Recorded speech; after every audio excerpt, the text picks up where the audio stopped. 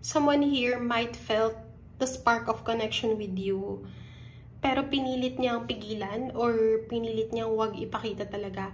And if you're seeing this message around October 24 to November 2, this is the sign for you. What I'm channeling here is meron tao dito na may gusto talaga siya sa'yo or meron siyang strong feelings para sa'yo.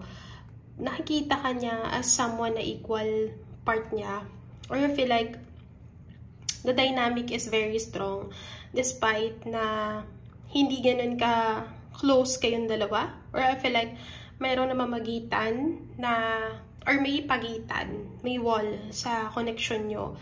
Even if how much you value and care for this person, hindi mo maitodo or maibigay sa kanya yung full effort, or hindi mo pa makita sa kanya talaga yung effort dahil bawal yung connection yung dalawa.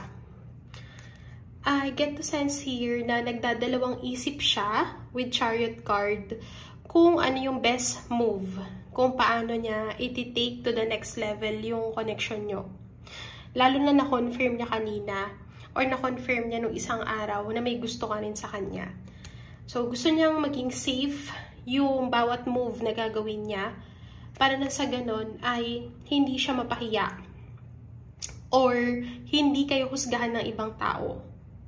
Dahil maraming taong nakabantay sa connection yung dalawa, gusto niya yung hindi ka mapapahamak dahil sa kanya at hindi rin masisira yung reputation niya dahil sa'yo. So, vice versa, this person wants to compose everything, to arrange everything, not for his own benefit, but para sa'yo din. Kasi feeling ko, mapapag-usapan talaga kayo, but with Ace of Cups, there is a strong love.